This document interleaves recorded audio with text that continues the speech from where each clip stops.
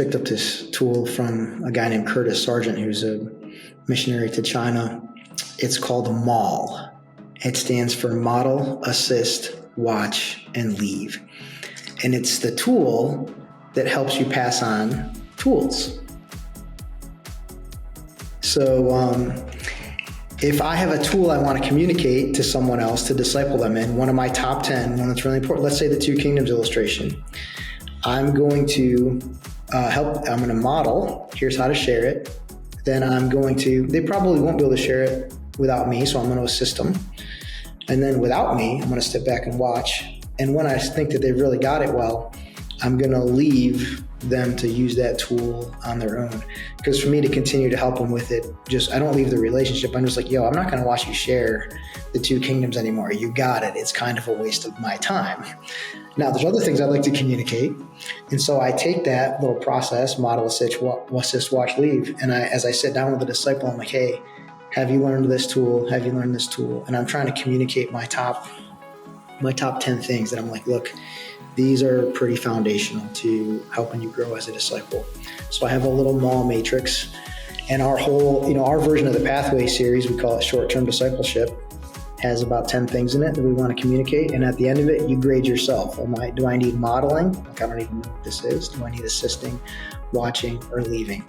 And so that's my tool to disciple others and try to pass on, my top 10 tools that I want everybody to know. Yeah. Do you have things that we can link that people could explore?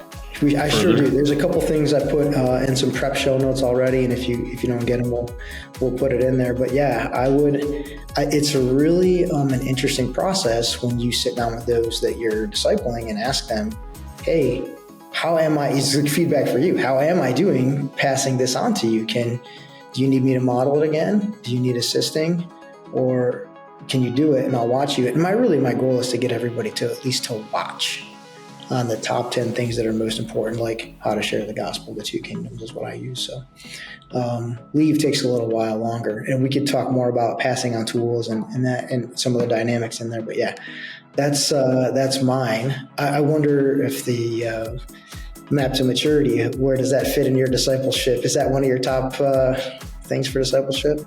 So that's actually, I would put that in the leadership development track, even though I think it was super helpful for me as someone who was brand new, because it kind of presented the big picture.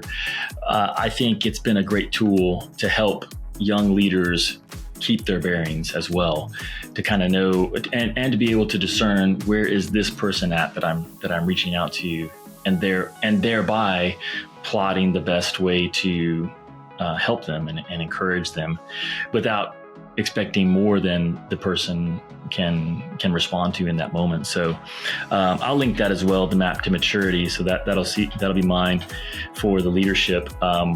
For discipleship, for helping someone get started, probably my favorite tool, man, this is a tough one because there's a few, but definitely one that I've been using consistently for years now and more frequently recently is the 3 measures of devotion.